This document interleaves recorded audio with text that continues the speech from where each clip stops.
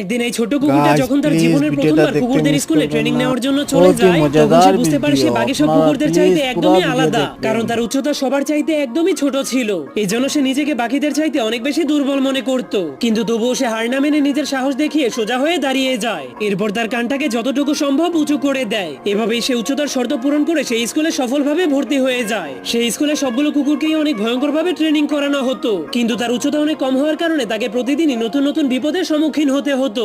এমনকি যখন ক্লাসে তাদেরকে পড়াশোনা করানো হতো, তখন সে অনেক ছোট হওয়ার কারণে ঠিকমতো বোর্ডের লেখাগুলোকেও দেখতে পারতো না। এই জন্য সে তার পুরো শক্তি ব্যবহার করে বারবার উপরে উঠলেও নিচে পড়ে যেত।